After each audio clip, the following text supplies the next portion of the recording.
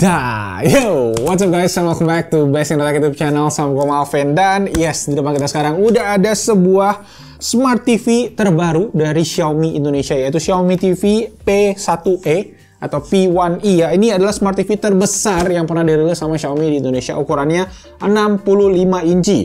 Dan gue sendiri jujur belum ketemu banyak informasi soal TV ini karena TV ini baru banget, makanya kita unboxing aja di sini, kita cekin bareng-bareng. So, yes, langsung aja tanpa basa-basi lagi kita mulai videonya. Let's go.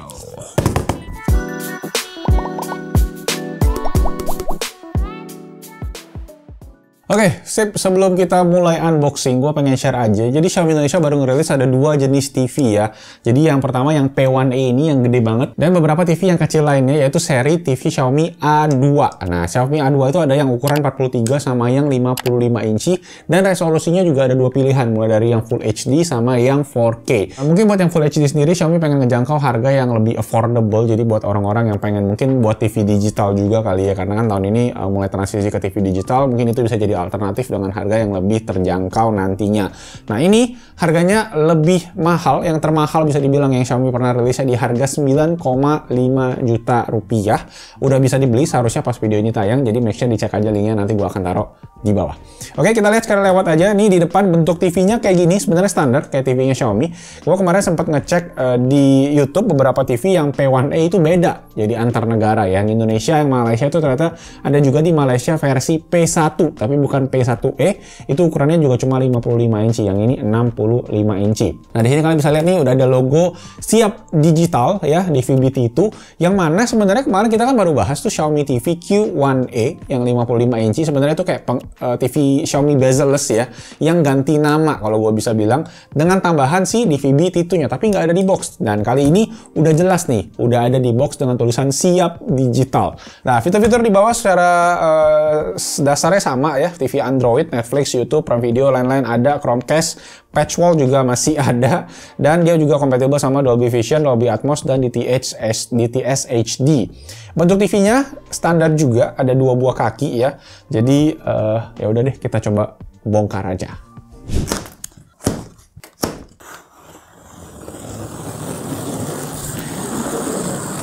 Ada yang baru nih di sini.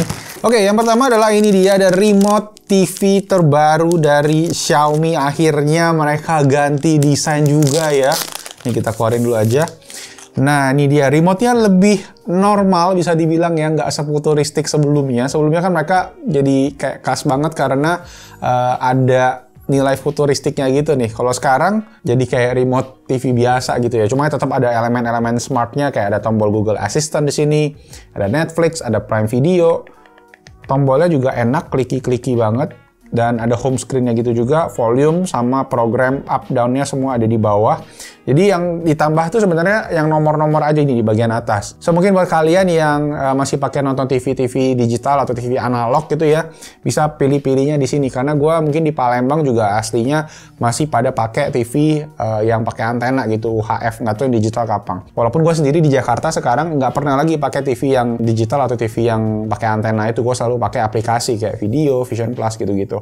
Dan lanjut, kita ada beberapa lagi nih guys, ada kabel listriknya, standar sih kabel adapter, ada baut juga nih mungkin buat kakinya. Dan ini ada dua buah plastik yang gua nggak tahu apaan. Nanti kita coba cek aja.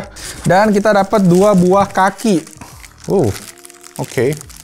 Oke, kakinya pakai bahan plastik. Kok gua bingung ya? Karena kemarin kan yang Xiaomi Q1e itu walaupun affordable, tapi dia pakai bahan metal.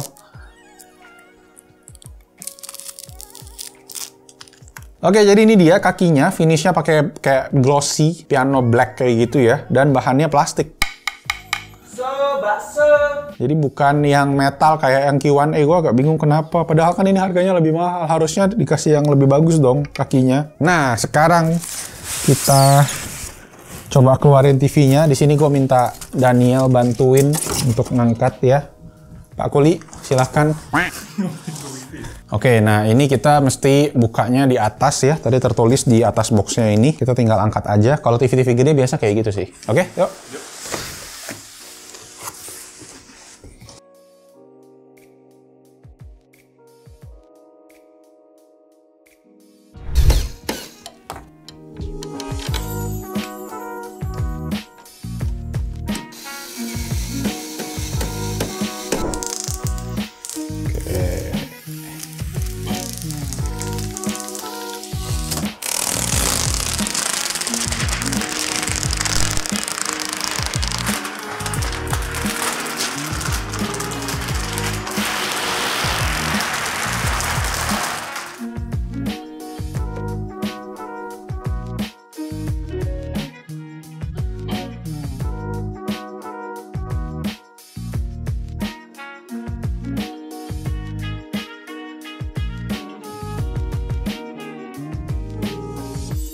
Oke, sudah terpasang guys Mi TV P1e, P1e, dan versi impression gue sih ini TV-nya ngingetin banget sama Mi TV 4 55 inci yang 2 tahun lalu kayaknya waktu itu yang menggemparkan dunia pertivian Indonesia karena bisa dibilang sebagai Smart TV 55 inci 4K termurah di Indonesia. Videonya waktu itu juga yang kita bikin di Besin.tech itu hampir 1 juta views ya, jadi ya lumayan. Mungkin dari kalian yang nonton videonya, komen di bawah. Nah, Xiaomi P1e Smart TV 4K ini secara desain bisa dibilang mirip. Yang ngebedain paling logonya aja di bagian bawah yang sekarang udah full Xiaomi, bukan Mi aja ya.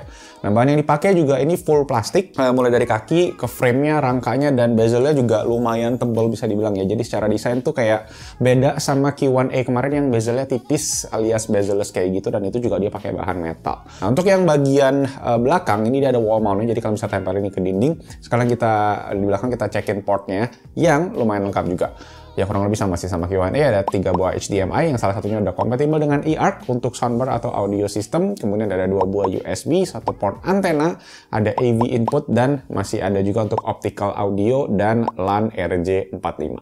Oke, langsung aja kita bahas ke bagian yang paling penting dari TV ini, yaitu panel 65 inci 4K ini.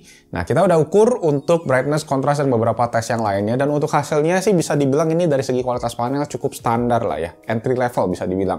Tingkat keterangannya itu up to 300 nits, akurasi warna itu dapatnya di 97% untuk sRGB dan 73% untuk DCI P3. TV ini tuh pakai panel LCD standar ya, bukan yang kayak di Q1e kemarin yang pakai QLED. Mungkin bisa dibilang ya sama kayak Mi TV 4 dulu, cuma di versi digedein aja dengan penambahan fitur gitu. Jadi dari segi keterangan ini juga bisa dibilang di bawahnya Q1e yang 400 nits lebih. Dan kalau kalian pakai TV ini di ruangan yang banyak cahaya, di ruangan terang mungkin akan kurang cocok nih karena dia lumayan mantul dan cahayanya kurang maksimal. Secara resolusi sendiri masih pakai 4K 60Hz, jadi belum 120Hz, tetapi dia udah punya teknologi MEMC atau Motion Smoothing gitu ya simpelnya. Ada 3 pilihan untuk settingannya, yaitu Clear, Standard, dan juga Smooth. Ya bisa dibilang ini kayak low, medium, high setting gitu lah. Dan ada off juga sih, jadi totalnya ada 4 harusnya ya. Nah, MEMC sendiri nih yang pakai HP Xiaomi mungkin udah pada familiar sama teknologinya. Nah, penjelasan simpelnya itu mungkin kayak gerakannya tuh dibikin lebih smooth dengan ngebikin video yang misalnya frame rate-nya itu 30 fps, kerasa kayak 60 fps, kayak digandakan gitu lah, di upscale biar lebih smooth gitu.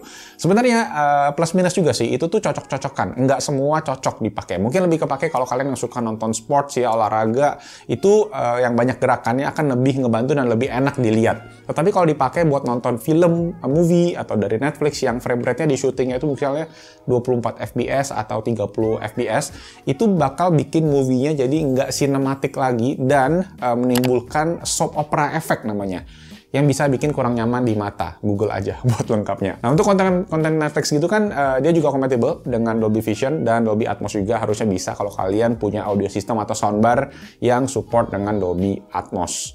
Nah, kemudian dari segi gaming, ini juga gue menemukan satu kendala yang agak tricky, yaitu masalah HDR di PS4 Pro. Yang kemarin pas awalnya itu nggak bisa aktif pas kita colokin. Gue juga bingung kenapa. Dulu ingat gue juga pernah ketemu masalah yang sama di Mi TV 4 yang ternyata itu harus diaktifin mode HDMI 2.0.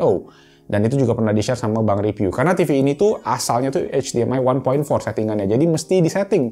Makanya agak tricky gitu. Aneh, kenapa mesti kayak gitu? Karena kalau kalian mau aktifin itu, kalian tuh harus matiin dulu fitur HDMI CEC. Ya, CEC itu harus di-offin semua 3 settingannya. Kemudian baru bisa disetting dengan pencet set di remote-nya ini ya. Dan diganti settingan HDMI-nya. Jadi HDMI 2.0 atau 2.1 itu juga bisa bebas. Barulah dia bisa aktif lagi fitur HDR-nya. Dan kalian bisa aktifin lagi fitur HDMI CEC tadi. Oke, satu yang kerasa paling baru di sini adalah ya si remote-nya ini yang jujur gua itu agak gimana ya, dilema gitu ya. Ini desain remote ini tuh bisa dibilang kayak mundur gitu, jadi lebih jadul, tapi ya setelah dipakai ternyata emang lebih mudah, lebih gesit di sini ya karena tombol navigasinya lengkap. Kalian bisa ada mute, ada exit, ada tombol kayak input, set, FPG, input ini cepet banget ganti-gantinya ya. Dan gue jadi ngingetin itu sama TV gue yang lama. Ya cuma sayang di antara semua tombol ini, tombol Prime Video masih di sini gitu. Bukannya ditambahin YouTube kayak atau yang lain gitu ya. Dan kayaknya Prime Video jarang dipakai sih. Mungkin ada dari kalian yang pakai Dan ya satu lagi adalah remote-nya ini dia pakai baterai A3 2 biji yang nggak di-include di dalam boxnya, jadi harus disiapin sendiri. Oke, kita ngomongin segi specs sekarang ya. TV ini kurang lebih sama dengan Mi TV Q1A yang pakai chipset MediaTek MT9611 quad-core, RAM-nya 2GB, cuma storage-nya lebih kecil, yaitu 16GB dibandingkan di Q1A itu 32GB. Speakernya juga lebih kecil, ini speakernya 20 watt dibandingkan sama Q1A yang 30 watt. Pas gua tes suaranya ini tergolong ya cukup oke sih buat gue di ruangan ini ya. Paling satu note yang gue catat adalah volume dari level 30 ke 100 itu tuh bedanya kayak tipis gitu, kayak cuma 30 ke 50. Jadi nggak linear gitu ya, dari 1 ke 30-nya tuh juga kenceng gitu bedanya.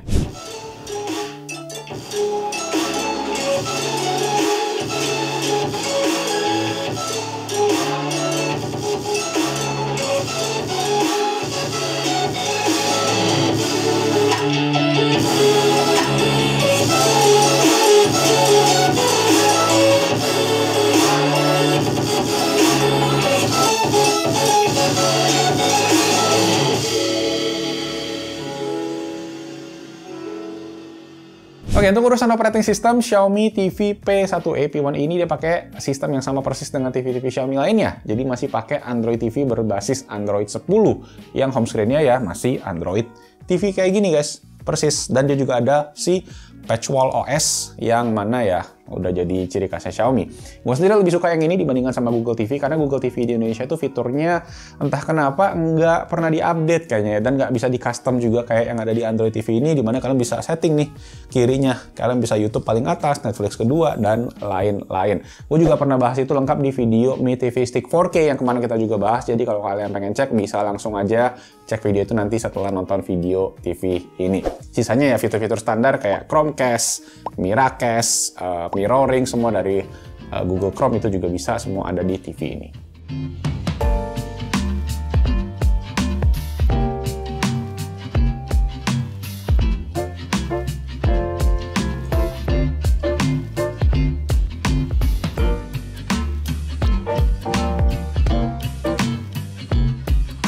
Oke, terakhir kita bahas soal harganya. Di harga 9,5 juta rupiah, TV ini tuh memang bukan Smart TV 65 inci 4K termurah. Dan bisa dibilang ada beberapa pilihan lebih murah di pasaran sih. Cuma memang gue sendiri tuh belum ngetesin, jadi belum bisa bilang banyak lah.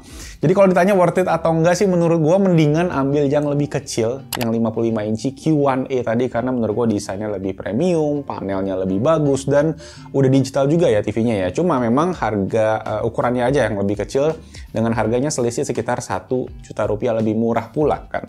Makanya kayaknya Xiaomi di sini tuh cuma kayak ngetes ombak, ngetes market aja, ngelihat respon pasar Indonesia. Karena mereka terlihat serius juga ya di segmen TV di Indonesia, karena dia ngerilis beberapa jenis TV juga. Ada yang seri A2 itu ada 4 pilihan, mulai dari yang Full HD sampai 4K, dan satu ini yang P1A. Jadi total ada 5 TV sekaligus dirilis. Makanya gue juga ya lumayan sering sih rekomen TV-TV Xiaomi ke teman sama keluarga, karena secara kualitas dan after sales gue juga cukup percaya sama mereka. Selama pengalaman kita pakai itu juga kayak support softwarenya oke, bagus, banyak update juga, dan ketika ada masalah juga ditanggapi dengan cepat. Gue kemarin pernah TV ada rusak remote-nya, cepat dapat replacement dalam masa garansi. Ya itu aja sih paling unboxing dan juga review Besinotek buat Xiaomi Smart TV P1A P1i 65 inci, TV terbesarnya Xiaomi di Indonesia. Dan sekarang let me know gimana pendapat kalian soal TV ini, langsung aja tulis di kolom comment section di bawah. Dan kalau kalian masih ada pertanyaan lagi juga tulis saja di sana. Kalau kalian suka videonya, bantu dengan klik tombol jempol, jangan lupa juga subscribe dan hidupin notification-nya, dan let me know apa aja yang kalian pengen bahas lagi, produk-produk Xiaomi yang baru, tulis aja di komen. Dan itu aja, jangan lupa subscribe ke Besinotek YouTube channel buat info tentang tech and gadget yang ada di Indonesia. Nama gue Malvin, stay safe, stay healthy, and I'll see you guys on my next video. Ciao. Ciao. Kayak remote yang lonjong sekarang. Tapi ini tulisannya masih Mi. Lah,